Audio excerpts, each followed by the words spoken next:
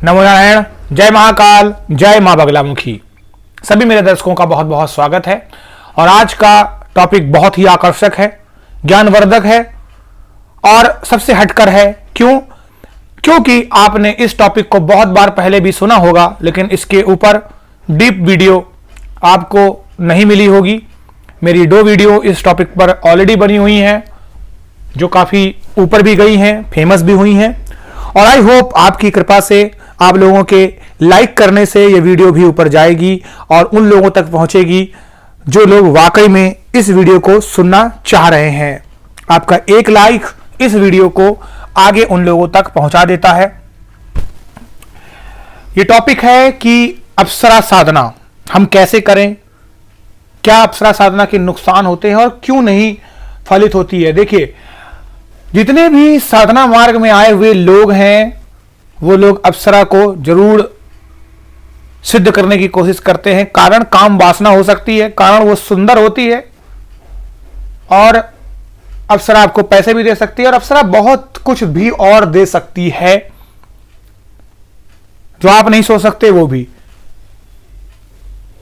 अप्सरा नाम सुन के आपके दिमाग में एक ख्याल आता है, एक स्वर्ग की सुंदर चिर यौवन वाली कन्या, जो किसी भी नाम से हो सकती है। रंभा, उर्वशी, मेनका, लीलावती, कामरूपिणी, बहुत सारे और भी फॉर्म हैं। यहां पर मैं उनके इतने सारे नाम नहीं लूंगा। लेकिन अगर मुझसे एक सीधा सा सवाल पूछा जाए कि क्या अप्सरा साधना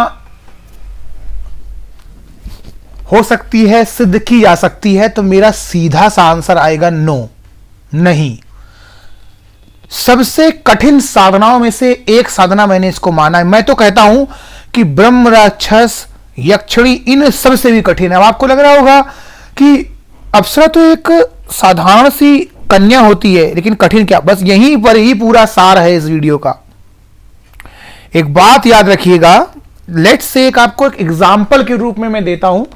आपको ब्रह्म राक्षस को साधना है। अब वो क्या है, उसके पीछे एक शब्द जुड़ रहा है, राक्षस। तो राक्षस के लिए कोई विशेष रूल नहीं होते हैं। उठपटांग काम करिए, रात को जपिए, तंत्र मंत्र के आप ऐसी चीजें रख लीजिए जिससे वो प्रसन्न होता है। देखिए तुरंत प्रसन्न हो जाएगा, क्योंकि उसके सामने कोई रूल्स रेगुलेशन है ही नहीं। उसके सामने आप नॉनवेज खाओ, काम वासना करो, कोई फर्क नहीं पड़ता है। क्यों? क्योंकि वो उसी तत्व से बना है। यही चीजें सेम भूत प्रेत डाकनी लाकनी में शामिल होती है, लेकिन हाकनी में नहीं होती है। तो उसी तरीके से अप्सरा में ये चीज लागू नहीं होती है। अब अप्सरा आपके सामने 3 रूपों में आती है, बहन रूप में, माता रूप में और पत्नी रूप में। यानी पत्नी या प्रेमिका एक हो सकती है। अब इंसान जो हमारा है इस पूरी पृथ्वी पर, 90% वो इंसान काम वासनाओं से घिरा हुआ है।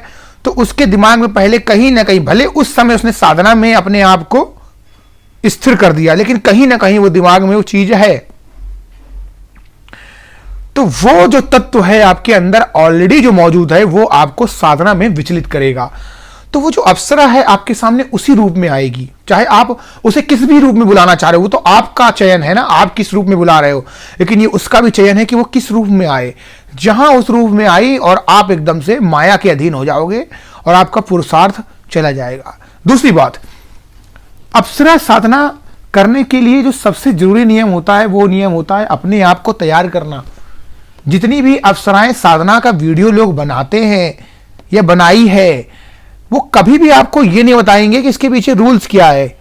1 दिन में कर लो, 30 मिनट में कर लो, 20 सेकंड में कर लो, अरे हम तो करें खड़े खड़े कर लो, ऐसे वीडियो हैं।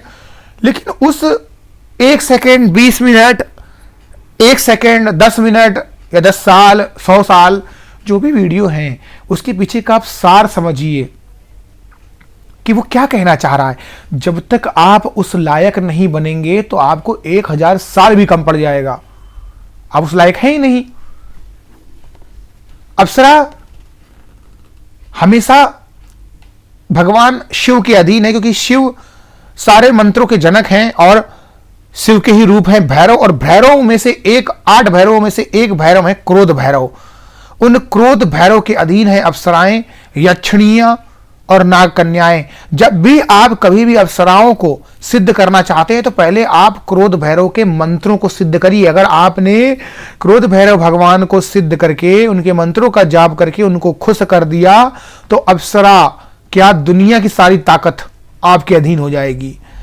लेकिन अगर आप सीधे सीधे जप रहे हैं, एक एग्जाम्पल है, अगर आप लक्ष्मी लक्ष्मी करोगे तो नारायण कभी नहीं मिलेंगे, लेकिन अगर नारायण नारायण करोगे तो लक्ष्मी तो स्वतः चली आएगी। अगर आपसे बोला जाए कि भैया कमल लाने हैं, कमल तोड़ के लाओ, तो आप बोलोगे यार बाजार से उठा लेते हैं कमल, लेकिन आप कीचड़ में कभी नहीं घुसोगे क्योंकि वहां कमल खिलता है, असली प्योर आपको मिल जाएगा, शुद्ध। लेकिन आप सोचोगे नहीं नहीं नहीं, मैं मशक्कत क्यों करूं, मैं कीचड़ में अपना पैर क्यों डालूं, क्योंकि हर इंसान वही करना चाहता है जो उसे जल्दी मिल जाए, जल्दी, तुरंत, इमीडिएट रिजल्ट। और मैं आपको गारंटी देता हूं 100 के 100 साधक इस पूरे यूट्यूब में फेल हैं। जिन्होंने भी अप्सरा साधनाएं की होंगी उनको कभी जिंदगी में अप्सरा नहीं मिली होंगी, मेरा चैलेंज है। जितने भी ये वीडियो बना रहे हैं ये कर लो वो कर लो, उनको भी नहीं मिली कभी भी। क्योंकि सच्चाई यही है कि जब तक आप उस लायक नहीं होंगे तो वो चीजें आपको कभी नहीं मिल सकती हैं। आपका तरीका ही गलत है। आप पहले बिगिनर स्टेज से स्टार्ट करिए। सबसे पहले अपने मूलाधार चक्र को जागृत करने के लिए आप पहले गणेश जी को नमन करिए, उनकी स्तुति करिए, उनका वंदन करिए, उनका दिमाग लीजिए सबसे पहला। उसके बाद आप महादेव को प्रणाम करके महादेव के मंत्र रोम का उच्चारण करिए, उनका लघु बीज मंत्र होम जूम साह का उच्चारण करिए, उसको सिद्ध करिए। तो आपको फिर मंत्रों की पावर आ जाएगी, मंत्र का सही गलत का ज्ञान हो जाएगा। उसके बाद आप मां दुर्गा के मंत्र दुम का उच्चारण करिए। इससे क्या होगा, आपको शक्ति मिलेगी चीजों से लड़ने में, समझने में। उसके बाद आप दम का उच्चारण करिए, विष्णु भगवान के मंत्र। दम भगवान विष्णु का मंत्र है, इससे आपको माया को समझने में दिक्कत नहीं आएगी, कोई आपको मूर्ख नहीं बना पाएगा। किसी की भी असुरी शक्ति आके आपको बेवकूफ बना के चली गई और आप सोचे अरे मेरे को तो ऊपर वाले ने सुन लिया, वचन दे दिया, मनोकामना हो गई, अब तो मैं बहुत बड़ा भगत बन चुका हूं। तो ये माया का आपको ज्ञान हो जाएगा। दूसरा, अग्नि को आप प्रसन्न करिए, अग्नि का मंत्र रम का उच्चारण करिए। फिर उसके बाद आप क्रोध भैरव का जाप करिए। चाहे आप भगवान बटुक भैरव की साधना कर ले तो भी आपको फायदा हो जाएगा। हर गृहस्थ इंसान भगवान बटुक भैरव की साधना कर सकता है और धीरे धीरे फिर आप अपनी लाइफ में तरक्की कर जाएंगे और सारी चीजें आपको मिल जाएगी। तो अप्सरा साधना करने का दो ही कारण होता है, एक तो आपको पैसा चाहिए होता है, दूसरी काम वासना चाहिए होती है। क्योंकि सच्चाई यही है कि आपको अप्सरा ही सिद्ध क्यों करनी है। अब सोचने वाली बात है, क्यों अप्सरा, वाई? अपने आप से पूछ के देखिए। अप्सरा तो बहुत रूप में हो सकती है। अब आप अगर जो भी इंसान ऐसा बोलता है मुझे मात रूप में करना है, माता रूप में अप्सरा करना, क्यों माता रूप में आपको अप्सरा करनी है? क्यों आप दुर्गा माता को नहीं कर सकते हैं, कोई काली माता को नहीं कर सकते, गायत्री माता क्यों नहीं हो सकती? वही तो जगत माता है ना, क्यों अप्सरा ही? क्योंकि एक्चुअली में माता नहीं है, वो माता का खोट है अंदर, माता ही नहीं। वो शब्द आप माता के पीछे अपने आप को छुपा रहे हैं। आई एम सॉरी टू से, कड़वा है लेकिन यही सच है ना? क्यों आप बहन रूप में सिद्ध करना चाहते हैं? क्यों अप्सरा ही? क्यों अप्सरा? क्यों बहन रूप में वो मां धरती माता क्यों नहीं हो सकती है? वो मां सरस्वती क्यों बहन नहीं हो सकती? आपकी मां राधा क्यों नहीं बहन हो सकती है? तो सच्चाई यही है कि जो लोग अप्सरा के चक्कर में यहां वहां भटक रहे हैं वो जिंदगी भर भटकते ही रहते हैं। इस धरती पर ईश्वर से सुंदर कोई नहीं है, ईश्वर से सच्चा कोई नहीं है और ईश्वर से अच्छी कोई चीज नहीं है। ये सच है। और जब तक आप अप्सरा के चीजों को समझ नहीं पाएंगे, उसके रूट कॉज में आप नहीं जाएंगे ना, तो जिंदगी भर आप उसके पेड़ की डालियों में ही झूलते रहेंगे। सच है, आप डाली पे झूल रहे हैं और झूलते रहेंगे। तो इसीलिए अप्सरा आपसे सिद्ध नहीं होती और मैं गारंटी देता हूं कभी जिंदगी में भी सिद्ध नहीं होगी, ये कंफर्म है। आप सभी लोगों का कल्याण हो। नमो नारायण। जय महाकाल, जय मां।